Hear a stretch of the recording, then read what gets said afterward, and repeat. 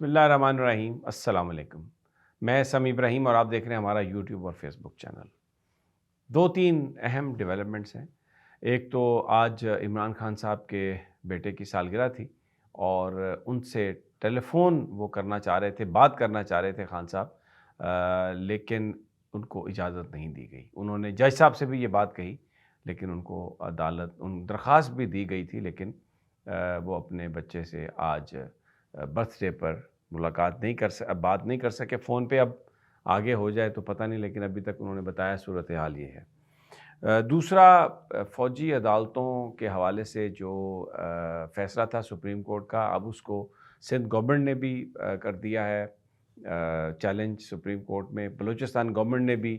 وزارت دفاع نے بھی کر دیا۔ تو لیٹ سی کیا اس کا ہوتا ہے، اس کی تفصیل آپ کو مزید بتائیں گے کہ یہ جو کام ہے، کیا جو نگران حکومتیں ہیں وہ جو میجر ڈیسیژن ہے کیا وہ لے سکتی ہیں، کوئی اس حوالے سے اس پر بات کریں گے۔ اور دوسرا، قاضی فائز عیسیٰ صاحب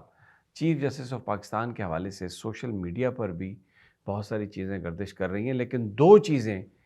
جو پوائنٹ آؤٹ ہوئی ہیں ان کی ججمنٹ سے، اس میں جو حقیقت میں ہوا کمرہ عدالت میں، اس کی ریفلیکشن ان ججمنٹس میں نظر نہیں آ رہی۔ میں وہ آپ کے سامنے پیش کر دیتا ہوں۔ پہلی جو انوملی ہے وہ جس وقت supreme court practice and procedure act کی سماعت ہو رہی تھی، اور یہ سماعت ٹیلی ویژن پر نشر کی گئی، لائیو سماعت تھی، پوری قوم نے اس کو دیکھا۔ پہلے ایک دو دن تو یہ جو تھا وہ تمام نیشنل میڈیا جو ہے اس نے بھی پورا دن یہی دکھایا، لیکن پھر اس کے بعد پی ٹی وی سے یہ آتا رہا سارا معاملہ۔ اس میں ایک موقع پر جو امتیاز راشد صدیقی جو پی ٹی آئی کے وکیل تھے، جب وہ دلائل دے رہے تھے تو انہوں نے یہ کہا کہ ان سے کہا گیا کہ آپ دوبارہ دلائل دے دیجیے گا۔ انہوں نے ٹائم مانگا، لیکن جب دوبارہ دلائل کی باری آئی تو اس وقت ان کو بلایا بھی گیا، لیکن پھر چیف جسٹس صاحب کے ساتھ جو ان کی کنورسیشن ہوئی وہ پوری قوم نے دیکھی۔ اس کے بعد ان کو دلائل نہیں دینے دیے گئے اور ان کو بٹھا دیا گیا۔ لیکن جو فیصلہ آیا اس فیصلے میں صورتحال کچھ مختلف تھی۔ اس فیصلے میں یہ لکھا گیا کہ امتیاز راشد صدیقی صاحب نے دلائل نہیں دیے، انہوں نے دلائل دینے سے انکار کیا یا دلائل نہیں دیے۔ اب یہ بات پوری قوم نے دیکھی، ایسا نہیں تھا، ان کو بٹھا دیا گیا تھا۔ انہوں نے انسسٹ کیا کہ ان کو رائٹ چاہیے، ان کا رائٹ ہے، وہ بولنا چاہتے ہیں۔ تو چیف جسٹس صاحب نے کہا کہ آپ کو توہین عدالت کا نوٹس دے دیں گے ہم، آپ بیٹھ جائیں جا کے۔ تو وہ بیٹھ گئے، اور یہ میں کسی کی سنی سنائی میں کو بات نہیں کر رہا۔ سپریم کورٹ آف پاکستان کی جو پروسیڈنگ تھی وہ پوری قوم دیکھ رہی تھی، اور سب نے وہ دیکھا، وہ جو آپس میں مکالمہ بھی ہوا، اس پہ اخبارات میں لکھا بھی گیا، سوشل میڈیا پر بھی اس پر بات ہوئی۔ تو لیکن جو فیصلہ آیا اس فیصلے میں، ریٹن فیصلہ جو ہے، اس میں یہ لکھا گیا کہ امتیاز رشید صدیقی صاحب نے دلائل دینے سے منع کر دیا، یہ دلائل نہیں دیے،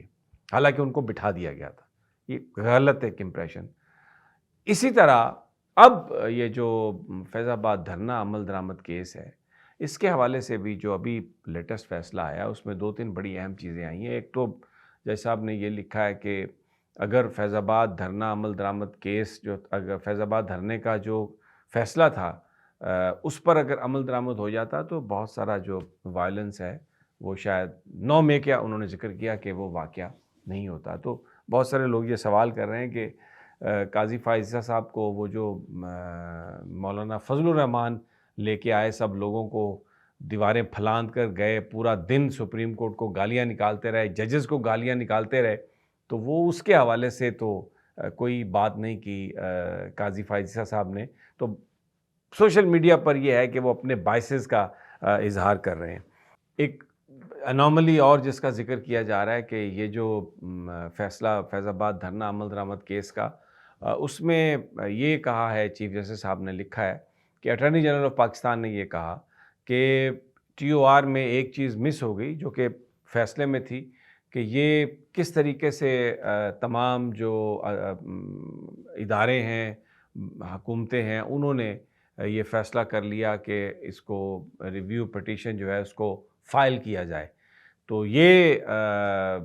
بڑا ایک ایسا اہم ہے چیز جاننا کہ کس طرح سے یہ ان کے کہنے پر یہ سب کچھ ہوا۔ تو چیف جسٹس صاحب نے یہ لکھا کہ اٹارنی جنرل صاحب نے یہ بات کہی، لیکن اصل میں بات ایسے نہیں ہوئی۔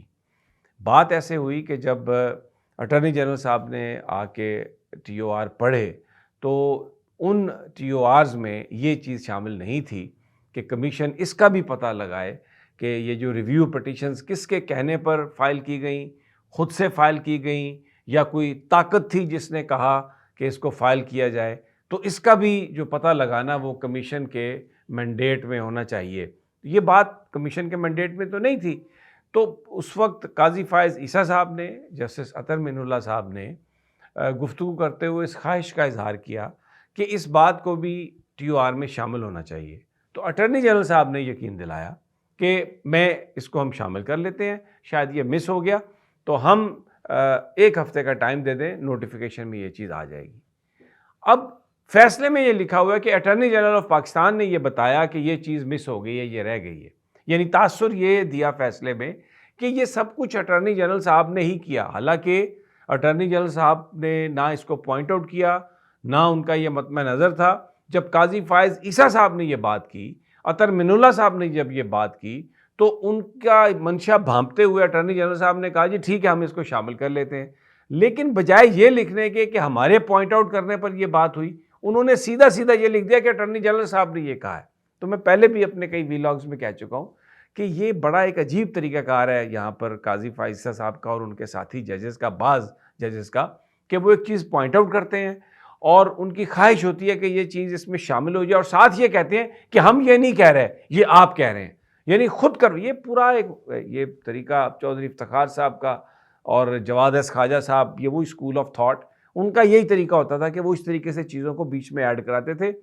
خود کہتے تھے، اپنی منشا ہوتی تھی، لیکن پھر ساتھ میں یہ کہہ دیتے تھے کہ دیکھیں آپ یہ کہہ رہے ہیں، یہ آپ کی مرضی، آپ نے کرنا ہے۔ تو اسی طرح تو یہ دو نارملیز ابھی جو بڑے امپورٹنٹ کیسز میں یہ سامنے آئی ہیں قاضی فائز صاحب کی، کہ اب اتنا بڑا آفس ہے، چیف جسٹس آف پاکستان کا آفس ہے، ہو کچھ رہا ہے، کہتے کچھ ہیں، فیصلے میں کچھ لکھا آتا ہے۔ تو اس پر جو سوشل میڈیا ہے اس پر ایک بڑا طوفان برپا ہے، بڑی گفتگو ہو رہی ہے، بڑے الزامات لگ رہے ہیں، اور میرا خیال ہے کہ یہ اتنا اہم آفس ہے اور ہمارا آئین تقاضا کرتا ہے اس بات کا کہ ہم اس کا احترام کریں، ہمیں کرنا بھی چاہیے، ہم کرتے بھی ہیں، لیکن یہ جو اس طرح کی چیزیں ہیں جو بالکل سامنے ہیں، ان کو ڈیفینڈ تو سپریم کورٹ ہی کر سکتی ہے، قاضی صاحب کر سکتے ہیں یا ان کے ترجمان کر سکتے ہیں، لیکن یہ چیزیں چل رہی ہیں۔ اب میں جو آج جو عمران خان صاحب کے بیٹے کی سالگرہ ہے، وہ ٹیلی فون پر بات کرنا چاہ رہے تھے اپنے بیٹے پہ، واٹس ایپ کالز کی اجازت بھی دی ہوئی ہے، تو انہوں نے بتایا، اچھا اس سے پہلے درخواست بھی دی عدالت کو، انہوں نے، عدالت نے کہا بھی ہے کہ آپ بات کروا دیا کریں، لیکن سپرنٹینڈنٹ جیل، دیکھیں مقصد اذیت دینا ہے، مقصد تنگ کرنا ہے، مقصد توڑنا ہے، مقصد یہ بتانا ہے کہ تم بالکل گھٹیا ہو، کوئی تمہاری اوقات نہیں ہے۔ لیکن بہرحال آج ان کو سالگرہ کے موقع پر ایک 2 منٹ کی ٹیلی فون کال اپنے بیٹے سے نہیں کرنے دی گئی۔ مجھے اجازت دیجیے، اگلی ویڈیو تک انشاءاللہ پھر جلد بات آپ سے ہوگی۔ اللہ نے